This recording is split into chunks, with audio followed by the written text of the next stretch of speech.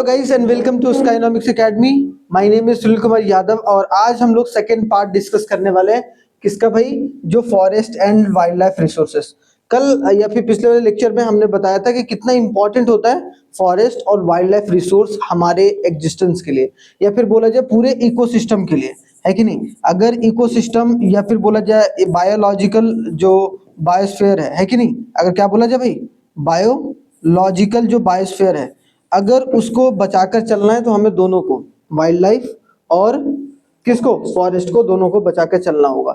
तो सबसे most important topic है आपका प्रोजेक्ट टाइगर।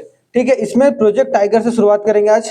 प्रोजेक्ट टाइगर क्या था भाई? टाइगर को कैसे प्रोटेक्ट किया जाए हमारे देश में। अगर शुरुआत में देखा जाए, शुरुआती दिनों में बहुत शानदार तरीके से टाइगर की जो क्वांटिटी होते थे वो हम लोगों के फॉरेस्ट के अंदर वो देखने को मिलता था। लेकिन हमारे देश में राजाओं ने, महाराजाओं ने बहुत हंट करा, खास कर कर टाइगर्स वगैरह को, ठीक है, या वाइल्ड एनिमल्स को, जिसकी वजह से उसकी तादाद धीरे धीरे करके क्या हो गई, कम होते चली गई।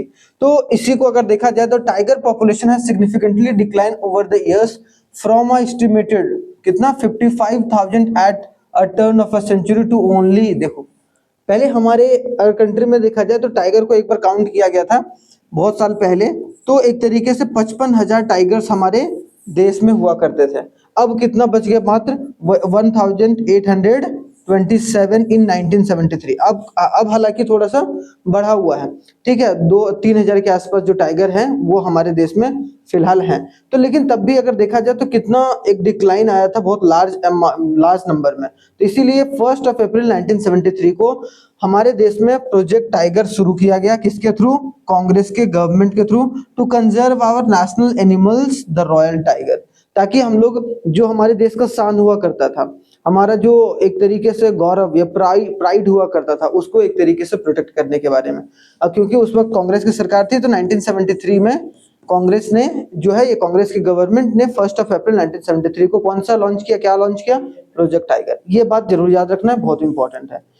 आगे अगर देखा जाए, the main threat to a tiger population including a poaching, habitats loss and depletion of a prey species and growing a human population, कि यहाँ पर क्या क्या कारण बताया गया भाई कि किसकी वजह से टाइगर हमारे यहाँ जो है वो एक तरीके से एक्सटिंक्ट हो रहा है। सबसे पहला पोचिंग है। पोचिंग का मतलब कि जो भी क्या किया जा रहा था,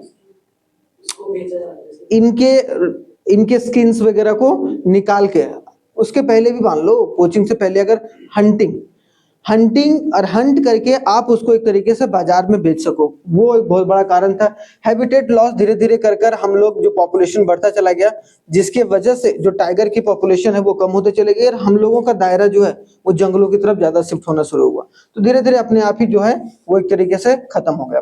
ठीक है, the trade off tiger skins and bones for a traditional medicine, पहले जो मेडिसिन बना करता था, ट्रेडिशनल मेडिसिन वगैरह, जिससे बहुत बड़ी बीमारी जो होती थी वो भी इलाज हो जाती थी उससे, अगर उनका स्किन्स वगैरह का इस्तेमाल किया जाएगा तो, ठीक है। तो उनका स्किन्स हो गया या फिर बोन्स हो गया, किसका? टाइगर का। उसकी वजह से भी जो एशियन कंट्रीज में जो है मेडिसिनल यूज की वजह से भी उन लोगों को हंट किया जाता था ताकि वो मेडिसिन बना पाए। और ट्राइबल पीपल बहुत ज्यादा करते थे, क्योंकि ज्यादातर जो पॉपुलेशन थी हमारी वो गांव में रहती थी या फिर जंगलों में, जंगल वगैरह एरिया में ज्यादा रहती थी, ठीक है। तो जिसकी वजह से उनको मेडिसिन वगैरह, पहले तो इतना वास्ट साइंस भी डेवलप नहीं था, तो इन्हीं चीजों का इस्तेमाल जो है वो किया करते थे, ठीक है। फिर India and Nepal are the home of about 2/3, सोच रहे हो कि अगर इंडिया एंड नेपाल के बारे में देखा जाए तो 2/3 जो भी टाइगर के पॉपुलेशन थे, 3 में से 2 टाइगर या तो इंडिया या तो नेपाल में एक तरीके से देखने को मिलता था, ठीक है। Making them a prime target of poaching and illegal trading, तो एक तरीके से इलीगल ट्रेडिंग करने के लिए, पोचिंग के लिए इसको बहुत एक बोला जाता कि भाई वहां सबसे ज्यादा पाए जाते हैं, चलो वहीं पर टारगेट करते हैं, वहीं के जानवरों को मारते हैं, तो वहां की सरकार को एक तरीके से ज्यादा दिक्कत होता नहीं था, क्योंकि पहले कोई स्ट्रिक्ट रूल्स एंड रेगुलेशन भी नहीं थे इससे रिलेटेड, ठीक है। जो राजा महाराजा जो बोलता था वो करता था, और जनरली वो बड़े बड़े लोग ही थे जो हंट करते थे लोगों को, ठीक है। अब 1973 में the project tiger was launched as well as publicise, इसको क्या किया गया, पब्लिसाइज किया गया, मतलब एडवर्टाइज किया गया कि हम लोग अब क्या करेंगे, क्योंकि अब टाइगर्स धीरे धीरे खत्म हो रहे हैं, तो हम लोगों को टाइगर को बचाना सबसे ज्यादा प्रायोरिटी होनी चाहिए। वाइल्ड लाइफ कैंपेन के रूप में to conserve and protect the tiger, एक पूरा मुहिम चलाया गया, नहीं बोलते हैं कि एक सत्याग्रह टाइप में जैसे चलाया गया था, ताकि लोगों को अवेयरनेस हो सके या अवेयर हो पाए कि भाई हमारे देश में हमारी आजादी कितनी इंपॉर्टेंट है। सेम उसी तरीके से हमारे देश के लिए या हमारे जंगलों के लिए मतलब टाइगर्स कितने इंपॉर्टेंट है, उनके लिए कैंपेन वगैरह चलाया गया 1973 में। देख रहे हो, tiger conservation is not important for saving an endangered species but also preserving the significant biotypes. मतलब एक तरीके का, देखो अब इसका ये मतलब नहीं कि टाइगर को हम लोग प्रोटेक्ट कर देंगे तो हमारा इकोनॉमी बहुत बढ़ जाएगा, ये हो जाएगा, वो नहीं था। हमारा टारगेट क्या था कि भाई एक ऐसे जानवर जो हमारे देश का गौरव हुआ करता था, और एक बायो टाइप का, मतलब एक प्रजातियों में से एक लुप्त ना हो जाए, और वो चीजें जो है एग्जिस्टेड रहे और आने वाले पीढ़ियों तक जो हमारे लोग हैं उनको देखें और एक प्राइड के रूप में देखें, इसके लिए बहुत इंपॉर्टेंट हो चुका था। ठीक है, India has a several tiger reserve, और बहुत सारे टाइगर रिजर्व हमारे देश में बनाए गए, जैसे जू वगैरह बनाया गया। सेम उसी तरीके से टाइगर रिजर्व बनाया गया स्पेशल टाइगर के लिए, ताकि वहां पर जो है टाइगर्स वगैरह हम लोग उनको ब्रीड करेंगे, उनको पूरा जिस तरीके से रिप्रोडक्शन प्रोसेस होता है उन सब सारी चीजों को किया करें, जैसे कि गाय का पालन करते हैं, सेम उसी तरीके से हम लोग इनका भी पालन करने की कोशिश करेंगे। इसीलिए इसमें कौन कौन से, देखो टाइगर रिजर्व हमारे देश में गिने चुने हैं, तो इनको याद रखना जरूरी है। एक तो भाई Corbett national park, Jim Corbett national park, Sundarban national park जो कि वेस्ट बंगाल में है, बंधवगढ़ नेशनल पार्क, फिर देखो सारिस्का वाइल्ड लाइफ सेंचुरी, मानस टाइगर रिजर्व और पेरियार जो टाइगर रिजर्व। तो कितने हो गए भाई, एक हो गया आपका, दो हो गया सुंदरबन, तीसरा हो गया बंधवगढ़, ठीक है, चौथा हो गया सरिस्का, और पांचवा हो गया मानस, और छठा हो गया आपका पेरियार। तो इनमें से पूछ लेगा इनमें से कौन सा मतलब जो है वो टाइगर रिजर्व है या नहीं है, तो आप लोग आराम से बता पाओगे अगर 6 आपको लर्न रहेंगे। ठीक है, तो टाइगर रिजर्व जनरली किनको, टू प्रोटेक्ट द टाइगर, कि हम टाइगर को प्रोटेक्ट कैसे करें, टू प्रोटेक्ट द टाइगर।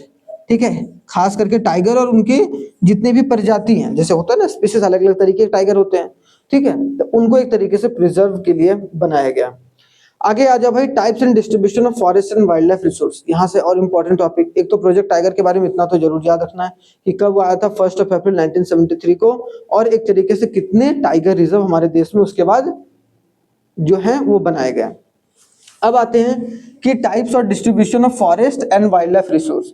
तो अगर देखा जाए इन India the significant portion of forest and wild life asset is under the ownership and management of the government, है कि नहीं। शुरुआती दिनों में जो था वो राजा महाराजाओं के पास रहा करता था ये सब पूरा, लेकिन जैसे जैसे 1947 में हमारा देश आजाद हुआ उसके बाद वो सब सारा कंट्रोल, मतलब फॉरेस्ट और वाइल्ड लाइफ को प्रोटेक्ट करने के लिए, फॉरेस्ट एंड वाइल्ड लाइफ को प्रोटेक्ट करने के लिए गवर्नमेंट ने अपना हाथ आगे करा, और एक तरीके से गवर्नमेंट ही है जो एक तरीके से प्रोटेक्ट करके चल रही है। किनको प्रोटेक्ट करके चल रही है, फॉरेस्ट एंड वाइल्ड लाइफ। तो इसके लिए अलग अलग डिपार्टमेंट है भाई। इसमें अगर देखा जाए ओवरसीइंग, जैसे फॉरेस्ट डिपार्टमेंट आपने नाम सुना होगा, ठीक है, and the other government department जो कि फॉरेस्ट डिपार्टमेंट के ही अंदर सारे लोग आते हैं। जैसे कि वाइल्ड लाइफ को प्रोटेक्ट करने के लिए अलग डिपार्टमेंट है भाई, है कि नहीं। आजकल तो बर्ड्स वगैरह को प्रोटेक्ट करने के लिए भी सरकार अंदर से ही अलग डिपार्टमेंट के रूप में काम करती है। जैसे मान लो कि ऊपर कौन हो गया, फॉरेस्ट डिपार्टमेंट हो गया, उसके अंदर जितने भी फॉरेस्ट में चीजें पाई जाने वाली हैं उनका अलग अलग डिपार्टमेंट बांट दिया गया, ताकि वो अपने अपने हिसाब से उन स्पीशीज को मरने ना दिया जाए, उन स्पीशीज को जिंदा रखा जाए, उनको ब्रीड करके कैसे और प्रजाति हम लोग ला सकते हैं, उसके लिए एक तरीके से यहाँ पर कोशिश किया जा रहा है। ठीक है, यहाँ पर देखो फॉरेस्ट, जैसे कि मैंने बताया कि क्लासिफिकेशन बहुत इंपॉर्टेंट है। इसमें 3 तरीके के फॉरेस्ट होते हैं। उसमें सबसे पहला जो फॉरेस्ट है वो कौन सा है भाई, फॉरेस्ट क्लासिफिकेशन अगर देखा जाए तो 3 तरीके के फॉरेस्ट। पहला, एक तो रिजर्व फॉरेस्ट है, ठीक है, दूसरा होता है प्रोटेक्टेड फॉरेस्ट, और तीसरा होता है अनक्लास्ड फॉरेस्ट, जहां पर आपको एक्सेस ही नहीं होता वहां जाने तक का भी। अब यहाँ पर देखो पहला क्या हो गया भाई, रिजर्व फॉरेस्ट, मतलब permanently year mark forest for the conservation and timber production, मतलब वैसे फॉरेस्ट जिनको परमानेंट रूप से सरकार उसको कंजर्व करके रखना चाह रही है, और साथ ही साथ टिम्बर के प्रोडक्शन के लिए, मतलब लकड़ियों वगैरह का प्रोडक्शन के लिए सरकार इस्तेमाल करेगी। ठीक है, तो वैसा फॉरेस्ट कौन सा हो गया, वहां पर आम लोगों को घुसना बिल्कुल भी एक तरीके से मना है, ठीक है, नहीं जा सकते हैं। दूसरा होता है protected forest, forest allowing a limited rights with a minor restriction. यहाँ पर क्या लिमिटेड राइट्स है, मतलब जैसे आप बहुत सारे ऐसे रिजर्व में जाओगे, नेशनल पार्क में जाओगे, जहां पर आप अपने से नहीं घूम सकते हो, आपको गाड़ियों के ही थ्रू जाना पड़ेगा।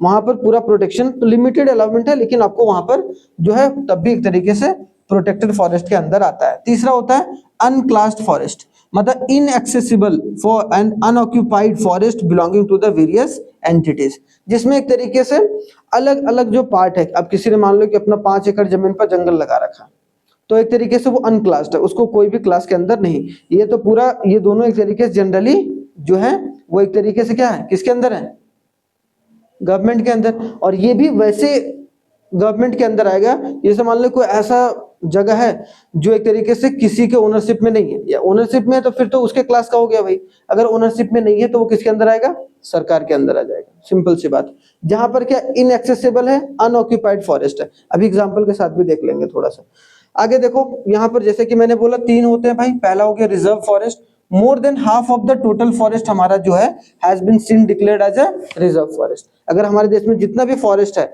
उसका आधा हिस्सा जो है उसको क्या मान लिया गया है, रिजर्व फॉरेस्ट, जो डायरेक्टली सरकार जो है परमानेंट रूप से उसको सुरक्षा देने वाली है।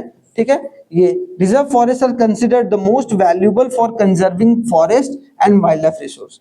इसको बहुत ज्यादा तवज्जो दिया जाता है। अगर कोई भी रिजर्व फॉरेस्ट के रूप में सरकार ने किसी भी पर्टिकुलर फॉरेस्ट को अगर रिजर्व फॉरेस्ट बोल दिया, इसका मतलब सरकार जो है उसको सबसे ज्यादा मोस्ट प्रायोरिटी में रखती है ताकि उसको कंजर्व कर पाए। ठीक है, याद रखना है। आगे आ जा भाई, protected forest, around 1/3 of the total forest area is classified as a protected by the किसके, फॉरेस्ट डिपार्टमेंट के द्वारा बोला गया है। 1/3 यहाँ 1/2 हो गया, 1/3 यहाँ हो गया। And these forest lands are shielded by the further depression. इस ऐसे जंगल, मान लो कि यहाँ पर खनन का काम होना है, ठीक है, यहाँ पर कुछ मिला, ठीक है, लेकिन अगर वो प्रोटेक्टेड फॉरेस्ट के अंदर आ रहा है तो वहां पर खनन वगैरह नहीं हो पाएगा। ठीक है, मान लो कि यहाँ पर मिला कि सोना है, चांदी है, ठीक है, तो अगर वो प्रोटेक्टेड फॉरेस्ट है तो जब तक सरकार उसको कोई नियम लाकर एक तरीके से हटा नहीं देती है, उसको प्रोटेक्टेड से अनरिजर्व या फिर रिजर्व में या फिर अदर क्लास में नहीं डाल देती है, तब तक उसमें कोई भी खनन का काम नहीं हो पाएगा। सिंपल सी बात है, मतलब उसको फर्दर डिप्लीट नहीं किया जाएगा, बस जितना हो गया बस, उसके आगे इसमें कोई भी छेड़खानी नहीं किया जाएगा वैसे फॉरेस्ट को। Unclassed forest, these are the other forest and the wasteland. मैंने क्या बताया, कुछ वेस्टलैंड ऐसे पड़ा हुआ है उसको जंगल में तब्दील किया जा रहा है या कैसे भी, ठीक है, belongs to both the government and the private individual. जैसे कि अंबानी का भी एक है, अब अपना ही कौन सा है भाई, अंबानी का अपना एक वाइल्ड लाइफ सेंचुरी टाइप में उन्होंने बनाया है। कहाँ बना रखा है तो कल बताना मेरे को, आप लोग कमेंट करके बताइए तो देखिए, ठीक है, कल मैं पूछूंगा, ठीक है, हाँ, मतलब जहाँ पर हाथी उथी बहुत सारे अलग अलग जानवर हैं, हाथी वगैरह, उनका एक अपना प्राइवेट जू है। हाँ, देखो यहाँ पर प्राइवेट इंडिविजुअल्स एंड कम्युनिटी, अगर कोई भी फॉरेस्ट या तो कोई वेस्टलैंड पर है जहां वो गवर्नमेंट का बिलोंग कर रहा है and private individuals and communities, तो वो सब सारे अनक्लास, मतलब उसको कोई क्लासिफिकेशन के दायरे में नहीं रखा गया, ना तो रिजर्व में रखा गया ना तो प्रोटेक्टेड में, उसको अदर क्लास में। ठीक है, in India the forest also serves as a homes of some traditional communities. आजकल देखो बहुत सारे ऐसे ट्राइबल पीपल हैं जिनका होम ही, जैसे कि अंडमान एंड निकोबार आइलैंड में चले जाओ, वहां बहुत सारे जंगल है जहां पर बहुत सारे ट्राइबल पीपल रहते हैं। वहां पर अगर सरकार गलती से घुस गई तो एक भी बंदा जिंदा निकल के नहीं आता है। वैसे सरकार चाह लेगी तो खाली करवा देगी 2 मिनट में, लेकिन वैसा आप कर नहीं सकते हैं ना, वो एक तरीके से ह्यूमैनिटी के खिलाफ है। या वहां पर जो हजारों साल से वहां लोग या उनकी जो परंपरा रह रही है, ठीक है, या उनके जो पूरे जनरेशन रह रहे हैं, उनको आप 1 मिनट वहां से उखाड़ फेंको, ठीक है, जब तक उनकी चाह नहीं होगी तब तक सरकार भी एक तरीके से वहां पर नहीं मार सकती है। सिंपल सी बात है, नहीं तो ये ह्यूमन राइट वाले लोग जाके सरकार को बदनाम कर देते हैं, ठीक है, मीडिया वाले हैं, तो आप सरकार, ऐसी बात नहीं है कि सरकार के पास पावर है तो कुछ भी करेगी, वो है कि नहीं कर सकती है, सिंपल सी बात है। तो ये सब कुछ कैटेगरी है फॉरेस्ट को लेकर, तो जरूर आप लोग बताइएगा जो मैंने पूछा है, ठीक है। एक बहुत अच्छा है, वहां पर प्राइवेट जू है उनका, ठीक है, अंबानी का।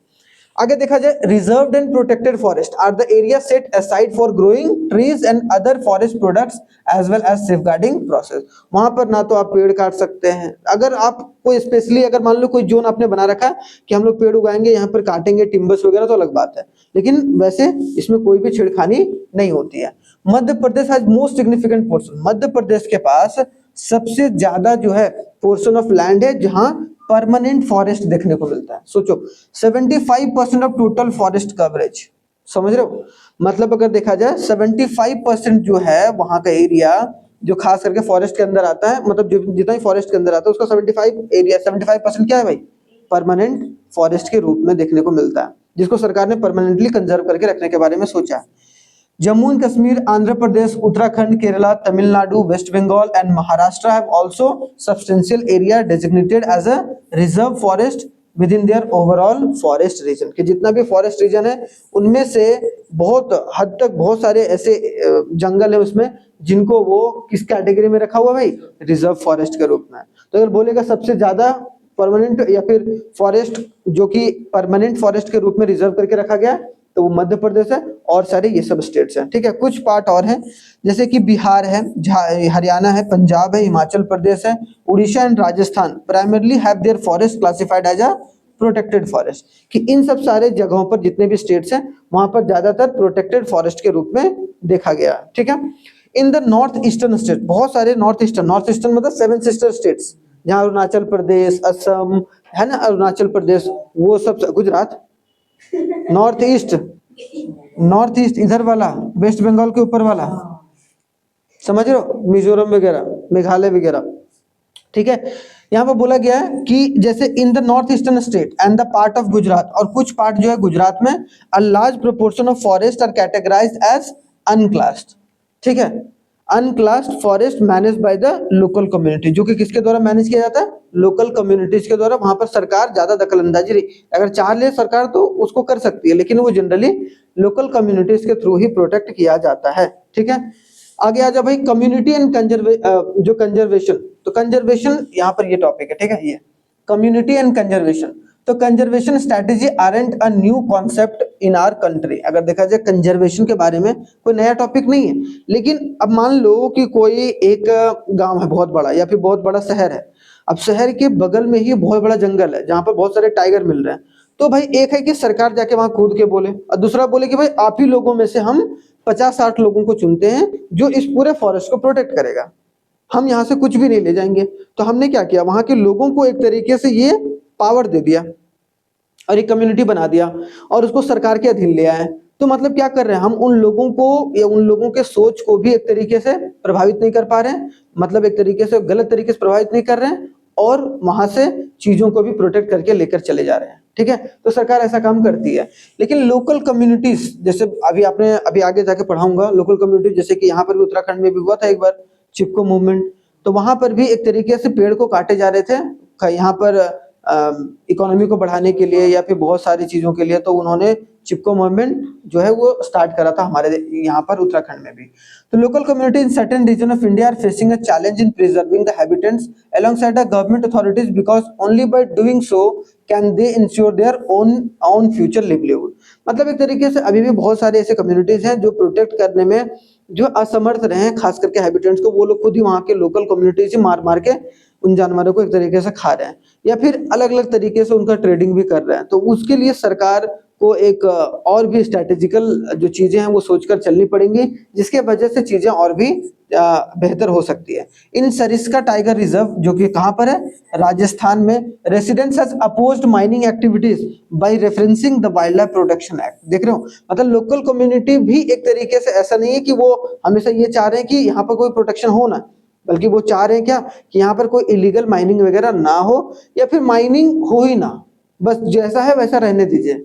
हमें ज्यादा इकोनॉमी को डेवलप करने के चक्कर में ऐसा ना हो कि हमने पूरे वाइल्ड लाइफ और फॉरेस्ट की मतलब ऐसे की तैसे कर दी, तो ये काम नहीं करना है। तो ठीक है, तो वहां के लोकल्स ने भी ये आवाज उठाई थी। ठीक है, उसके बाद न्यूमरस एरिया जैसे villages themselves are safeguarding the habitats, बहुत सारे ऐसे विलेजेस हैं जो खुद ही सेफगार्ड कर रहे हैं बहुत सारे वाइल्ड एनिमल्स को। ठीक है, या फिर हैबिटेट्स को, कि वहाँ जो भी चीजें पाई जाती है वो यहीं पर रहे, explicitly refusing the government intervention. और बिल्कुल सरकार अगर वहां पर जाकर कुछ वैसा काम कर रही है जिससे वहां के लोकल या फिर वहां के हैबिटेंट्स को कोई दिक्कत या परेशानी होगी, या वहां के जंगल काटे जाएंगे रोड के नाम पर या फिर कुछ अदर इकोनॉमी को डेवलप करने के नाम पर, तो वो वहां के लोग नहीं करने दे रहे हैं। इसका मतलब क्या है कि हमारे देश के लोग भी धीरे धीरे करके क्या हो रहे हैं, जागरूक हो रहे हैं, जो कि अच्छी बात है। ठीक है, peoples from 5 villages, Bhediya movie देखे हो, भेड़िया मूवी देखे हो, तो भेड़िया में वरुण धवन कहाँ जाता है? नॉर्थ ईस्ट स्टेट में ही जाता है ना, जहां पर एक तरीके से एक प्रोजेक्ट लाने के बारे में बात होता है कि वहां पर हम लोग एक बहुत शानदार प्रोजेक्ट लाएंगे जहां से यहाँ से डेवलपमेंट होगा और चीजें चलेंगी। उनके लिए बहुत सारे जंगल को काटने की बात होती है, लेकिन वो लोग काटने नहीं देते हैं। तो इसका मतलब peoples from a 5 village in Alwar district, सोचो एक और एग्जांपल है कि 5 विलेजेस जो है अलवर डिस्ट्रिक्ट में of Rajasthan have designated a 1200 hectares of forest as a Bhairav Dev Dhakav sanctuary. देख रहे हो, मतलब अगर देखा जाए 5 विलेज हैं कौन से डिस्ट्रिक्ट में भाई? अलवर डिस्ट्रिक्ट में, जहां पर राजस्थानी जितने भी लोग हैं वहां के, उनमें से 1200 एकड़ हेक्टेयर, 1200 हेक्टेयर लैंड बहुत बड़ा होता है, ठीक है, 1200 हेक्टेयर 1200 हेक्टेयर लैंड फॉरेस्ट को एक तरीके से कंजर्व करने के बारे में उन्होंने, उनका अपना एक तरीके से सेंचुरी है, ठीक है, जिसको हम लोग उसको राजस्थानी में सॉन्चुरी बोल लो, या फिर जो है भैरव देव ढाकव सेंचुरी। समझ रहे हो, मतलब एक ऐसा एरिया जहां पर हम चीजों को लगाएंगे, फॉरेस्ट को लगाएंगे, वाइल्ड लाइफ को लाएंगे, लेकिन यहाँ पर कोई भी छेड़खानी नहीं होगा। They have established their own set of rules, वहां पर उनकी अपनी रूल्स एंड रेगुलेशन है, सरकार भी कुछ नहीं कर सकती है। एंड प्रोहिबिट हंटिंग, वहां पर है हंट करना एक तरीके से मना है। And are safeguarding the wild life from the external intrusion, ताकि बाहर का कोई ताकत आकर इस जंगल पर कोई कांड ना कर सके, इसीलिए एक तरीके से उन्होंने ये जाल बिछा कर रखा है। तो बहुत बड़ी बात है कि एक लोकल्स या बहुत सारे कुछ विलेजेस ने साथ में मिलकर पूरी जो जमीन है वो फॉरेस्ट के नाम और एक वहां की स्पीसीज को बचाने के लिए एक कदम उठाया, बहुत बड़ी बात है। आगे देखा जाए चिपको मूवमेंट, और देख लो क्या क्या है चिपको मूवमेंट। अगर कोई पूछेगा कि लोकल्स कम्युनिटी भी कंट्रीब्यूट कर रहे हैं खास करके वाइल्ड लाइफ को प्रोटेक्ट करने के लिए, तो ये सब एग्जांपल दे सकता हूँ, ठीक है, जिसमें एक तो अलवर डिस्ट्रिक्ट वाला दे सकते हो और दूसरा क्या दे सकते हो, Chipko movement. In the Himalayas succeeded stopped cutting down the trees in many places and proved that planting trees with a local species can work well। उन्होंने क्या किया था, जैसे बहुत सारे पेड़ को काटा जा रहा था, ठीक है, बहुत सारे पेड़ को काटा जा रहा था, जिसके वजह से वहां की लोकल कम्युनिटी बहुत परेशान हो गई थी, जिसके वजह से अब क्या किया, वहां के जितने भी विलेजेस थे सब आके पेड़ से चिपक गए थे। अब कहाँ किसको काटो, काटो। उसके बाद सरकार को झुकना पड़ा और वहां से निकलना पड़ा, ठीक है। Efforts to bring back the old ways of protecting the nature and creates a new ways of farming without harmful chemicals are becoming more common। कि आजकल क्या हो रहा है कि लोग पुराने जमाने को ज्यादा अपना रहे हैं कि भाई बिना केमिकल्स वगैरह का इस्तेमाल किए हुए हम फार्मिंग को कैसे कर सकें और जिससे एक तरीके से हमारा नेचर भी बर्बाद ना हो। Farmers and a group like अ बीज बचाओ आंदोलन इन टिहरी, हमारे उत्तराखंड में, ठीक है, बीज बचाओ आंदोलन आया था, ठीक है, जहां पर हमको बीज बचाओ भाई, केमिकल से, फर्टिलाइजर से इसका इस्तेमाल ना करके बीज, एक ऐसी बीज को उपजाया जाए जिसमें कोई केमिकल ना हो और केमिकल फ्री बीज हो, जिससे हम लोग अगर खाएं भी तो हमारी तबियत वगैरह पर ज्यादा नुकसान ना देखने को मिले, ठीक है। फिर अगर देखा जाए Navdanya have demonstrated the growing a variety of crops without synthetic chemicals and feasibles and profitable. देख रहे हो, मतलब वो कंपनी, मतलब वो ये सब सारे आंदोलन चलाए गए, कौन, बीज बचाओ आंदोलन और नवधनिया जो है, ये सब सारे एक तरीके से आंदोलन टाइप में है, जहां से क्रॉप्स को, कि हम लोग बिना जंगल को काटे या बिना जंगल को नुकसान पहुंचाए या बिना कुछ एरिया को नुकसान पहुंचाए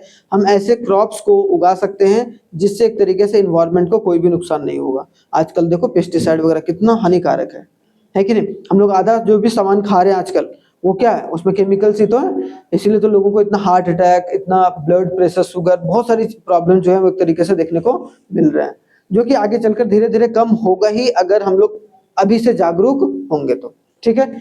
अगर देखा जाए ये वाला भी पॉइंट इंपॉर्टेंट है, कौन सा भाई, ज्वाइंट फॉरेस्ट मैनेजमेंट, JFM याद रखना, ठीक है। In India the joint forest management initiative showcase how the local communities can help in looking forward and reviving the damaged forest। यहाँ पर बोला गया ज्वाइंटली काम करेंगे, मतलब सरकार भी रहेगी, थोड़ा बहुत लोकल कम्युनिटीज भी रहेंगे और दोनों साथ में मिलकर कोई लोकल जितने भी छोटे छोटे जंगल से उनको हम लोग कटने से बचाएंगे, जब उन पर कोई इलीगल एक्टिविटीज ना हो, इसके लिए हम लोग एक तरीके से उसमें देखभाल करके चलेंगे। द प्रोग्राम स्टार्टेड ऑफिशियली 1988 में स्टार्ट किया गया था after Orissa became the first state to support joint forest management, जिसमें उड़ीसा सबसे पहला स्टेट बना था कि हाँ भाई हम लोकल्स लोग हैं और हम लोग अपने फॉरेस्ट को साथ में मिलकर जो है प्रोटेक्ट करके चलेंगे। JFM जो है मतलब joint forest management on the local groups in a village that works on protecting a most worn out forest areas and overseen by the forest authority। जो फॉरेस्ट अथॉरिटी के बाहर है या फिर जहाँ फॉरेस्ट अथॉरिटी नहीं पहुंच सकती है, हमेशा नहीं रह सकती है, वहां पर लोकल लोगों को साथ में लेके आ जाओ भाई, और एक कैंपेन के तहत हम लोग एक तरीके से फॉरेस्ट को बचा सकते हैं। इंपॉर्टेंट है यहाँ पर इन एक्सचेंज, उसके बदले जो है this community member receive a benefit. अब भाई अब ये ज्वाइंट जो फॉरेस्ट मैनेजमेंट है जिसमें लोकल कम्युनिटी आकर अपना जो है वो चीजें चला रही हैं या उसको प्रोटेक्ट करके चल रही हैं, तो वो तो काम धंधा कर रही है भाई, उसके बदले क्या मिलेगा उनको? तो उनको बेनिफिट क्या मिलता है? This community member receive a benefit like a forest goods. वहाँ फॉरेस्ट में जैसे एप्पल हो गया, कुछ भी हो गया, या फिर कुछ ऐसी खेती हो रही है उसमें कुछ ऐसे पेड़ है जहाँ से फल वगैरह आ रहे हैं, तो वो सब सारा उनको मिलेगा भाई, मिलेगा। Other than wood and a portion of the wood harvested from the area they have safeguardly successfully, मतलब यहाँ से सेफगार्ड वगैरह, और जब जरूरत पड़े तो थोड़ा बहुत वुड भी काट सकते हैं, लेकिन जो है प्रोटेक्टेड मैनर में, ऐसा नहीं कि बहुत ज्यादा। ठीक है, आगे देखा जाए जो सेक्रेड ग्रुप्स हैं, सेक्रेड ग्रुप्स क्या होता है भाई? A wealth of diverse and rare species, कि जहाँ पर जो है बहुत ज्यादा रेयर स्पीसीज है और जहाँ पर वेल्थ जो है बहुत डाइवर्स हुआ पड़ा है, मतलब वहाँ संपत्ति भी बहुत ज्यादा है, और वहाँ रेयर स्पीसीज मतलब ऐसे स्पीसीज जो कि खत्म के कगार पर हैं, वो भी देखने को मिलते हैं। तो nature ownership is a tribal belief that has been practice for a long time and based on the ideas all creation of the nature should be protected. देखो ट्राइबल्स लोगों का शुरुआत से मानना रहता है कि भाई ना तो आप हमारे एरिया में घुसो, ना तो हम आपके एरिया में घुसेंगे, हम जहाँ हैं वहीं ठीक है। और वो लोग बहुत शानदार तरीके से यहाँ तक कि पेड़ का ही पूजा करते हैं वो लोग, बहुत सारे ट्राइबल पीपल्स। जिसका ये मतलब नहीं है कि वो एक तरीके से जंगल को, क्योंकि अगर जंगल को ही काट देंगे जो उनका खाना पीना है, अगर वही काट देंगे तो वो रहेंगे कहाँ भाई? इसीलिए वो हमेशा प्रोटेक्ट करके चलना चाहते हैं। तो इसमें एक सेक्रेड ग्रुप्स है which are a pristine forest, वैसा फॉरेस्ट जो कि बहुत कम मात्रा में have been preserve by this beliefs, और ये सब बिलीफ की वजह से कि भाई यहाँ पर रेयर स्पीसीज पाए जाते हैं, और ये मेरे लिए बहुत बड़ी बात है कि हम ये ऐसे फॉरेस्ट को प्रोटेक्ट करके चल रहे हैं जहाँ से हमारा जीवन एक तरीके से चल रहा है। सेक्रेड का मतलब जो भगवान का रूप माना गया। ठीक है, तो ये सब ऐसे भी जो है ट्राइबल पीपल जिन जो फॉरेस्ट को प्रोटेक्ट करके चल रहे हैं। Local peoples have left this forest untouched and any interference with him या फिर विथ देम इज प्रोहिबिटेड। बहुत सारे ऐसे फॉरेस्ट है जिसको अनटच, कि भाई पेड़ को काटना गलत है, ठीक है, ऐसा भी मान्यता है कि हम लोग इसको टच भी नहीं करेंगे। ठीक है, उसके बाद सम सोसाइटीज रिवर जो specific trees and have protected them for a generation, जिसको एक तरीके से बहुत जनरेशन वाइज प्रोटेक्ट करके आते गए हैं ये लोग। For example the Mundas and the Santhal tribe. Santhal tribe कहाँ का? झारखंड का। ओन वर्शिप महुआ, क्या महुआ ट्री को वो लोग पूजते हैं। अब जिसको वो पूजेंगे उसको काटेंगे तो नहीं। तो ट्राइबल पीपल, लोकल पीपल, जैसे कि हम लोग कभी बनियान ट्री नहीं काटते हैं, क्यों? क्योंकि बरगद के पेड़ को हम लोग पूजते हैं, पीपल के पेड़ को हम लोग कभी नहीं काटते हैं, हिंदू। क्यों भाई? हम लोग पूजते हैं। तो अगर वैसे ट्रीज को, वैसे भी हमारे देश में हुआ है कि हमने प्रोटेक्ट किया है अपने ट्रीज वगैरह को। ठीक है, एंड कदम्बा ट्रीज जो है उसको भी एक तरीके से प्रोटेक्ट करके चला जा रहा है। ठीक है, इंपॉर्टेंट है जो कि समझ के है। हाँ, कदम्बा। ठीक है, tribal in the Orissa and Bihar worship the tamarind and mango tree during a wedding में आप अगर, हाँ मेरे शादी में भी ऐसे ही हुआ था भाई। हाँ, पूजा जाता है जब हम बारात के लिए निकल रहे होते हैं ना, उसके पहले आम के पेड़ के नीचे जो है वो हमारी पूजा होती है। हाँ हाँ, वो सब सारी चीजें महात्मा गांव में आज भी हो रही है। इसका मतलब क्या है कि ये सबसे भी क्या हो रहा है कि प्रोटेक्ट, ये सब पुराने जमाने में क्यों किया जाता, ताकि हम लोग एक तरीके से इसको प्रोटेक्शन दे पाए। ठीक है, peoples and banyan trees are considered sacred for by many science, ये सब भी हम लोग नहीं काटते हैं। Indian society have various cultures and each of his own method of conservation, सबका अपना अपना तरीका है। लोकल पीपल, ट्राइबल पीपल्स का जो पूजा करते हैं उनके हिसाब से। ठीक है, spring, mountains, peaks, plants and animals are often considered as sacred and protected, है ना। उसके बाद अगर देखा जाए, macaques and a langurs are found around many temples and treated as a devotees. ठीक है, इसका नाम हिंदी में बताना भाई, ये दोनों का ठीक है, हाँ हाँ, लैंगूर्स, लैंगूर्स, चलो ठीक है बोल लो। In Bishnoi village in Rajasthan animals like a black birds, nilgai and peacocks are a integral part of community and they are not harm. मतलब हमारे समाज में ऐसी भी मतलब परंपरा हैं या फिर ऐसी एक तरीके से पूजा पाठ या सेक्रेड चीजों को मानते हैं। सेक्रेड मतलब जिसको भगवान का स्वरूप दे दिया गया है और उसके थ्रू भी प्रोटेक्शन दिया जा रहा है। ये बहुत बड़ी बात है कि नहीं? तो ये सब भी इंपॉर्टेंट है जो कि आप समझ के चलेंगे। कल जो होगा वो हम लोग वाटर रिसोर्स खत्म करें, कोई नहीं, ठीक है, देखते हैं। अगर वाटर रिसोर्स होगा तो वाटर रिसोर्स स्टार्ट करेंगे, नहीं तो नेशनलिज्म इन यूरोप स्टार्ट करेंगे, ठीक है, क्योंकि बहुत सारे बच्चों को नेशनलिज्म इन यूरोप में प्रॉब्लम्स है, तो उसको खत्म करने की कोशिश करेंगे। चलिए, थैंक यू वेरी मच, जय हिंद, मिलते हैं नेक्स्ट क्लास में, तब तक आप लोग अपना बहुत बहुत ख्याल रखिएगा।